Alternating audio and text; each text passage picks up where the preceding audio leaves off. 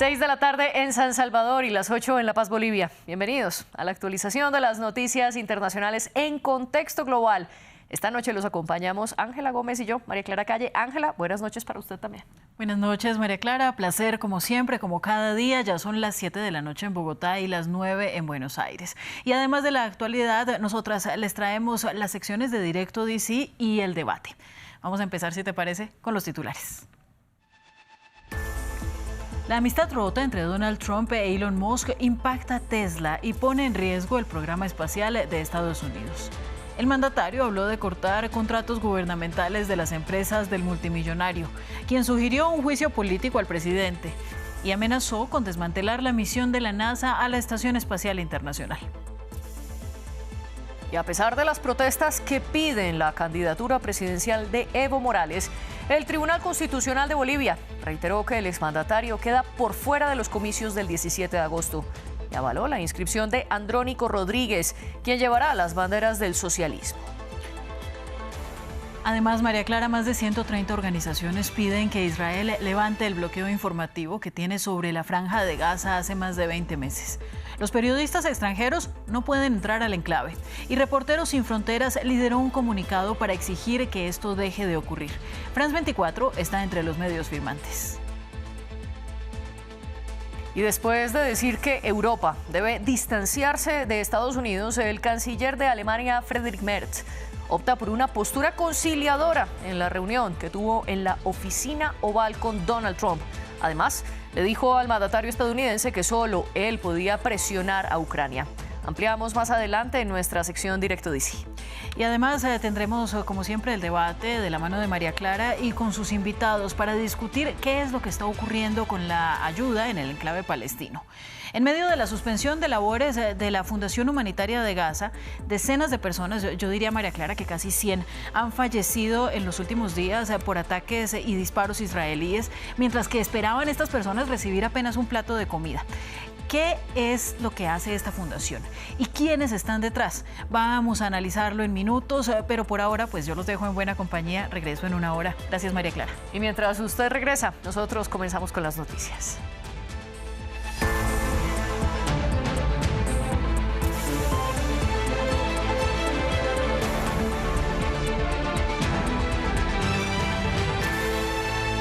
Empezamos hablando de Estados Unidos, donde hay una pelea de titanes.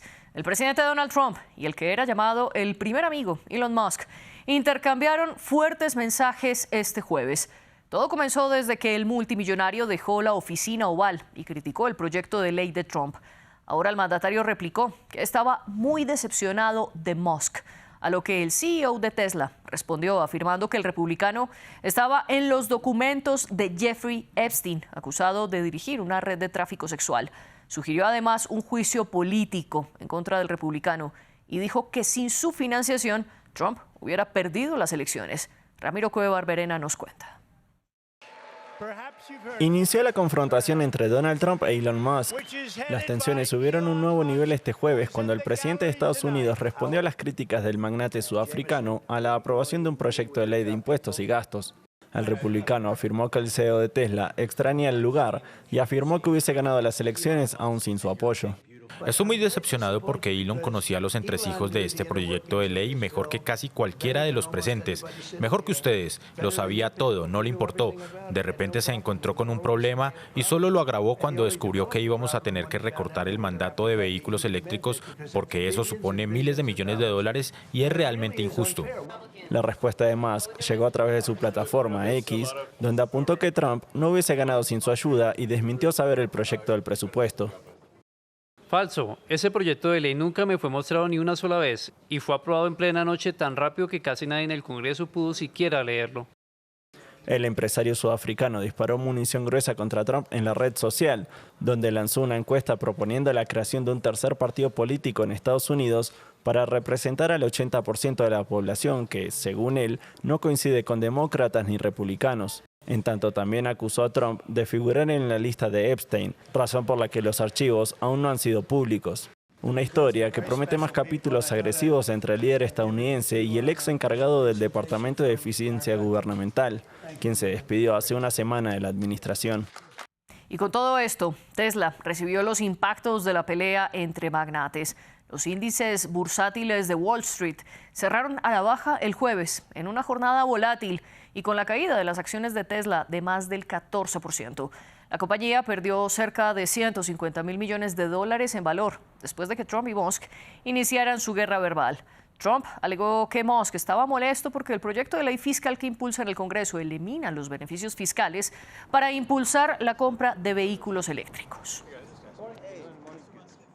Otra de las noticias del momento es que la Secretaría de Relaciones Exteriores de México declaró su enérgico rechazo a la decisión de la Corte Suprema de Estados Unidos, que bloqueó una demanda presentada por el país norteamericano en contra de 2 empresas armamentísticas estadounidenses, acusadas de contribuir al tráfico ilegal de armas de fuego a los carteles de droga.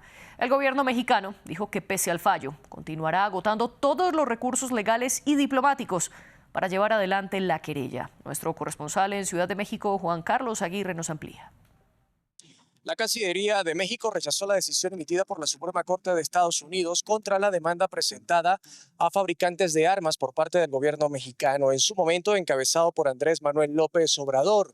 En comunicado, México insiste en que sí presentó argumentos sólidos que demuestran el daño que las empresas fabricantes de armas ocasionan al país y que además seguirá en su lucha contra el tráfico de armas y la responsabilidad de las empresas que fabrican y permiten que el flujo de armas siga alimentando la violencia y nutriendo a los grupos delictivos que atentan contra la paz y la seguridad de las familias mexicanas.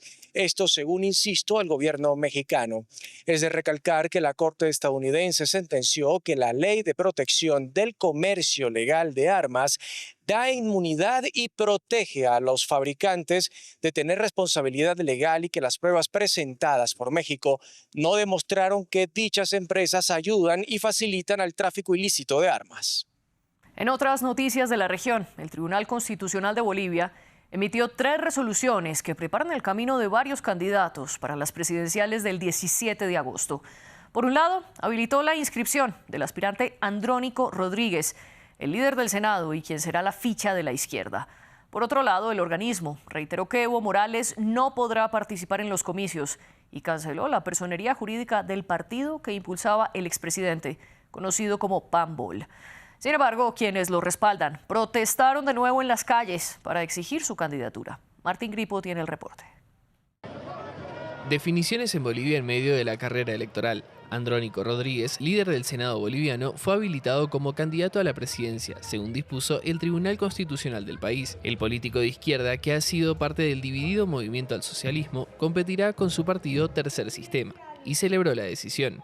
Esta tarea no es de un hombre, es del pueblo, de todos ustedes, queridos hermanos, hermanas, de todas las organizaciones que están encaminando este proyecto y por tanto, nuevamente reitero, queridos compañeros y compañeras, no pudieron con nosotros, estamos con la sigla, con la candidatura y vamos a correr en este proceso electoral para cambiar nuestra patria. El Tribunal Constitucional también definió que el expresidente Evo Morales no podrá ser parte de esta contienda y dejó afuera a su reciente partido PANBOL, cuya personería jurídica fue cancelada, y el exmandatario reaccionó. El plan del imperio se consuma mediante un tribunal constitucional que actúa como francotirador, restringe y habilita la participación electoral a pedido. La consigna es clara: entregar al gobierno a la derecha y legitimar la elección con candidaturas pactadas que cuiden sus espaldas. Evo Morales y sus seguidores culpan a la actual gestión de Luis Arce por la grave crisis económica que atraviesa el país y la falta de combustible. Arce y Morales fueron compañeros en el movimiento al socialismo, ahora están enfrentados.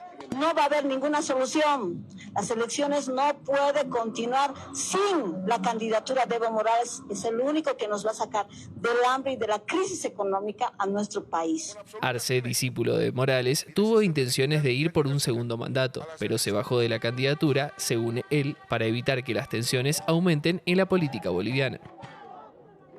Que deroguen la Ley General de Minería Metálica en El Salvador. Esa fue la petición que hicieron cientos de personas que marcharon hoy en la capital del país centroamericano. En 2017, las autoridades prohibieron la minería de oro y de otros metales. Pero en diciembre de 2024, el Congreso tumbó esa prohibición y revivió la norma, que hoy los ambientalistas piden que se reverse. Maxime Pluvinet tiene la historia. Otra protesta contra una medida del gobierno de Nayib Bukele.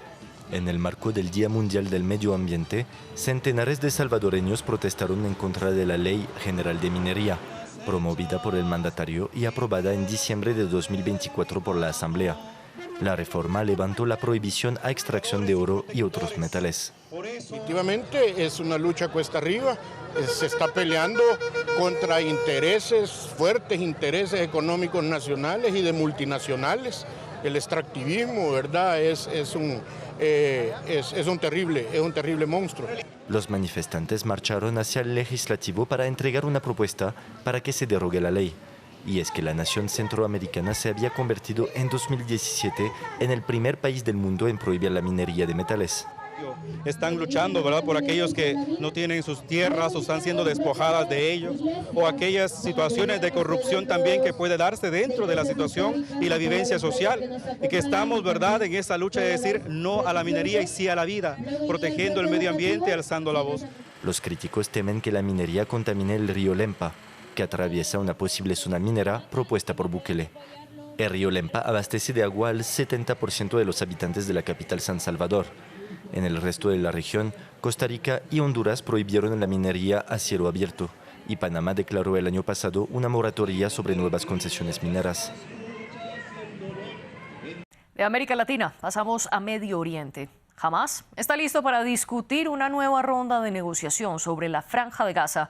Al menos así lo dijo en un discurso pregrabado el jefe Jalil al-Haya, quien es el líder del grupo. Además, él agregó que no rechazaban la propuesta de cese al fuego que realizó Estados Unidos, pero que exigían algunos cambios, según ellos, para garantizar que la guerra sí termine y que las tropas israelíes salgan del enclave. La propuesta de Washington es para una tregua de 60 días y para el intercambio de 28 de los 56 rehenes que siguen en manos de Hamás, a cambio de la liberación de más de 1.200 prisioneros palestinos.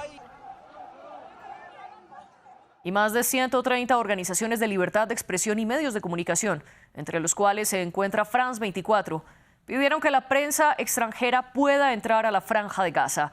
La iniciativa es de Reporteros Sin Fronteras y del Comité para la Protección de Periodistas, pues en los últimos 20 meses Israel ha impedido que comunicadores internacionales ingresen al enclave. Las ONG replican que es necesario levantar ese bloqueo para eliminar lo que califican como un intento metódico de ocultar los hechos. También exigen la protección de periodistas palestinos, pues el ejército israelí ha matado a por lo menos 200. El informe lo tiene Aitor Chavarri.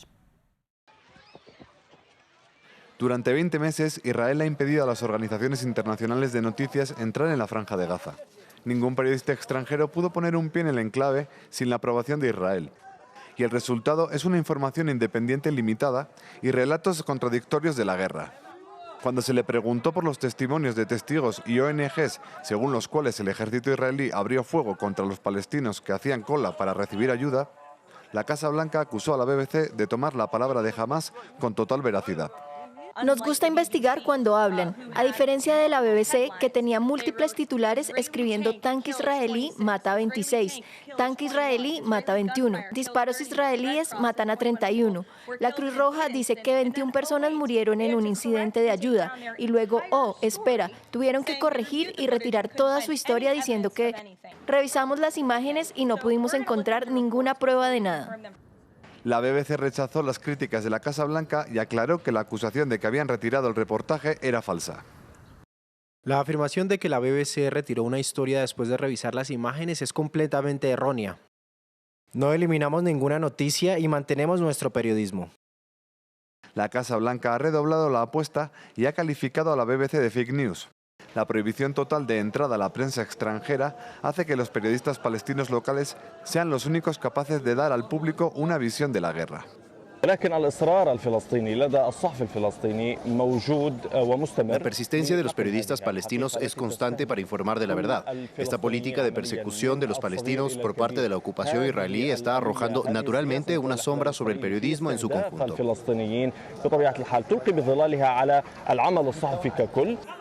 Según la Federación Internacional de Periodistas, cerca de 200 periodistas y trabajadores de los medios de comunicación han muerto en Gaza desde el 7 de octubre.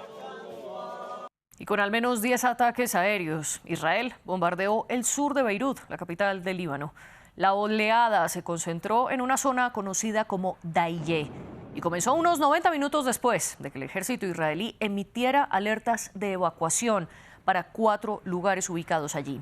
Esta es la cuarta vez que Israel ataca la zona desde que se pactó una tregua mediada por Estados Unidos en noviembre del año pasado.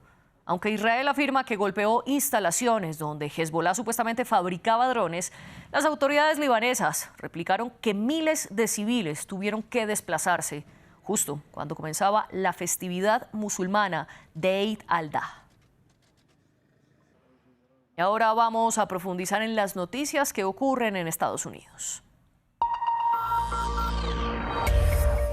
Esto es Directo DC, donde conectamos con Washington, donde está nuestra corresponsal Natalia Cabrera.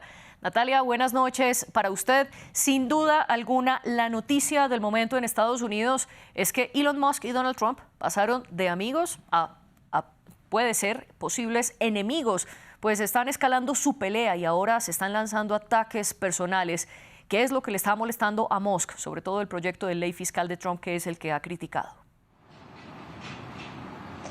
Hola María Clara, pues sí, el punto es que este gran y hermoso proyecto de ley del presidente Donald Trump tiene una cláusula que elimina los subsidios para las compras de vehículos eléctricos que sean fabricados en Estados Unidos. Esto significa que si se aprueba de la manera actual en la que está redactado, como fue aprobado por la Cámara de Representantes sin que se haga ninguna enmienda en el Senado, los estadounidenses van a dejar de recibir cerca de $7.500 en ayudas para comprar este tipo de automóviles, y pues esto es algo que podría tener impacto directo sobre las ventas de Tesla, la empresa que Musk dirige, ya que ya se ha visto afectada además por este llamado al boicot por parte de algunas personas por su cercanía justamente con el presidente Donald Trump y por su papel en el Departamento de Eficiencia Gubernamental y todos estos recortes que intentó llevar a cabo. De hecho, las ventas de Tesla cayeron en un 20% en el primer trimestre de 2025 y hoy, ante las nuevas amenazas del presidente Donald Trump en medio de esta disputa en redes sociales, que dijo que iba a cancelar contratos del gobierno con las compañías de Musk, las acciones de Tesla cayeron en un 14% y esto representa, en este año en total han caído cerca del 30%. En respuesta a lo que dijo Musk era que SpaceX, que es otra de sus compañías, iba a desmantelar la cápsula Dragon, que es fundamental para las tareas de la NASA y de la Estación Espacial Internacional. También hay que decir que desde hace alrededor de 20 años las empresas de Musk han recibido miles de millones de dólares en contratos del gobierno federal. Se dice que son alrededor de 38.000 millones de dólares, y también en contratos con gobiernos locales como en California, en Nevada y en Nueva York, y que además ha recibido préstamos que lo ayudaron de hecho a convertirse en el hombre más rico del mundo. Tan solo en el año pasado, en 2024, recibió 6.300 millones de dólares de los gobiernos locales y federales, y recordemos además que, como lo menciono, no es solo Tesla, sino que también es SpaceX, que tiene muchos contratos con la NASA y con el Departamento de Defensa, justamente para construir también algunas de sus equipos. Previamente también Musk había recibido un préstamo del Departamento de Energía. Esto fue antes de que Tesla fuera lo que es hoy en día, y de hecho fue lo que le ayudó a catapultar la empresa y a que saliera eventualmente a la bolsa.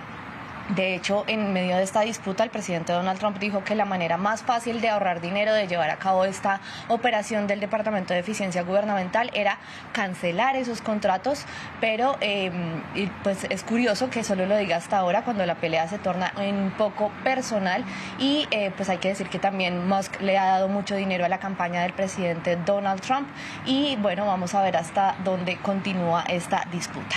Y precisamente esa pelea comenzó a tornarse personal cuando Trump dijo estar decepcionado de Elon Musk. Y esas palabras las pronunció el presidente estadounidense en medio de su encuentro en la oficina Oval con el canciller alemán Friedrich Merz. Cuéntenos, ¿qué pasó en ese encuentro? Bueno, lo que vemos principalmente fue que el canciller alemán como que varió un poco su discurso en esta reunión cara a cara con el presidente estadounidense, porque en ocasiones anteriores él había mencionado que Europa necesitaba ganar más autonomía frente a Estados Unidos, pero hoy lo que dijo fue frente a Donald Trump, que era Trump quien tenía la llave para, por ejemplo, detener la guerra en Ucrania si ejercía más presión sobre el presidente de Rusia, Vladimir Putin. También Merz evitó una confrontación, eligió el camino de los elogios, como también lo han hecho otros mandatarios europeos que han visitado la Casa Blanca, como el propio presidente francés Emmanuel Macron y también el ministro británico Keir Starmer, que optaron también por mantener la reunión en un buen tono. De hecho, Merz ni siquiera se inmutó prácticamente cuando el presidente comparó esta guerra entre Rusia y Ucrania con una discusión de niños y dejó ver que está de acuerdo Trump con que continúe la guerra y como que se está dando por vencido con su meta de detenerla en 24 horas. También, a pesar de que Merz había sostenido una postura vehemente de apoyo a Ucrania, evitó que la conversación se adentrara en este tipo de discusiones y también en la política interna alemana y lo que ha manifestado la Casa Blanca como el rechazo, incluso el vicepresidente J.D. Vance, con la clasificación del Partido Alternativa para Alemania como ultraderecha. También Merz le recordó la importancia de la alianza entre ambos países con el aniversario del Día D, cuando las fuerzas de Estados Unidos llegaron a Francia y pues cambiaron el rumbo de la Segunda Guerra Mundial. Y a lo que Trump dijo, bueno, ese no fue un buen día para Alemania, pero el canciller alemán dijo pues que finalmente esto había significado el fin de la dictadura nazi. Y Merz también, para sellar esta alianza, esta visita amable, le regaló a Trump una partida de nacimiento de su abuelo, que nació en Alemania y migró aquí a Estados Unidos a los 16 años en búsqueda de mejores oportunidades. Es un migrante, el abuelo de Donald Trump. Natalia Cabrera, gracias por este reporte en Directo DC. Y ustedes, nuestra audiencia, los invito a que continúen en nuestra señal, porque ahora vamos con el debate.